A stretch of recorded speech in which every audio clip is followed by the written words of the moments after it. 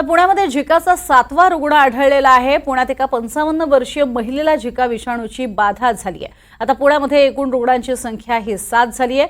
शहरामध्ये सोमवारी संसर्गाची 6 प्रकरणे ही नोंदवली गेली होती। त्यापैकी 2 रुग्ण गर्भवती महिला होत्या। 7व्या प्रकरणामध्ये महिलेला पुरळ उठलं, सांधेदुखीचा त्रास होऊ लागला। आता तिचा अहवाल हा झिका व्हायरससाठी पॉझिटिव्ह आलाय। महिलेची तब्येत चांगली आहे आणि तिला रुग्णालयात जाण्याची आणि त्याच पद्धतीने ऍडमिट होण्याची गरज नाही असं सांगितलेलं आहे। अधिक माहिती घेऊयात आमचे प्रतिनिधी राहुल कुलकर्णी यांच्याकडनं। राहुल, एक एक करत रुग्ण वाढत चाललेले आहेत आणि पुण्यातच ते रुग्ण वाढतायत, काय यामागचं प्रमुख कारण? नाही, मुख्यत्वे सोमवारी एक तातडी बैठक घेण्यात आली। त्या बैठकीमध्ये पिंपरी चिंचवड आणि पुणे महानगरपालिकेला काही विशिष्ट अशा सूचना दिलेल्या आहेत। विशेषतः पिंपरी चिंचवड महानगरपालिकेच्या 5 किलोमीटरच्या परिघातल्या जेवढ्या म्हणून गरोदर महिला असतील त्या सगळ्यांची चाचणी केली जात आहे आणि विशेषतः गरोदर महिलांमध्ये या झिका व्हायरसचा अधिक त्रास होऊ शकतो हे लक्षात घेऊन चाचण्या वाढवण्यात आल्या।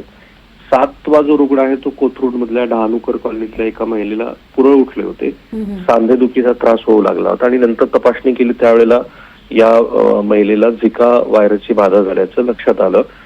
आता असा प्रयत्न केला जातो आहे की ज्या ठिकाणी ढासाची उत्पत्ती होते आहे ती सगळी ठिकाणं सर्व्हिलन्स मध्ये आणायची आणि ती नष्ट करायची। स्थिती पूर्णपणे नियंत्रणात आहे, पण हे खरं आहे की पुण्यामध्ये पिंपरी चिंचवड पाठोपाठ आता कोथरूड मध्ये सुद्धा एक रुग्ण सापडलेला आहे, परंतु घाबरून जाण्यासारखी स्थिती नाहीये।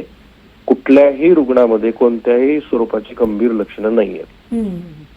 नक्कीच, तुर्तास धन्यवाद या संपूर्ण माहितीसाठी। तर घाबरून जाण्याची गरज नाहीये, मात्र झिकाचे रुग्ण वाढत आहेत। काय नेमकी झिकाची लक्षणं आहेत तेही आपण आता ग्राफिक्सच्या माध्यमातून पाहूया।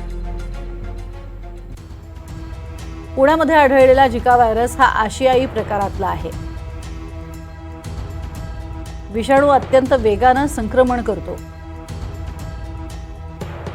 विशेषतः गरोदर महिलांसाठी तो धोकादायक असल्याचं सांगितलं जातं। गर्भाच्या वाढीवरती परिणाम होण्याची भीती असते। ताप येणं, अंगावरती पुरळ उठणं ही त्याची काही लक्षणं आहेत। झिका वाढतोय, तुम्ही काळजी घ्या असं सांगितलं जातंय।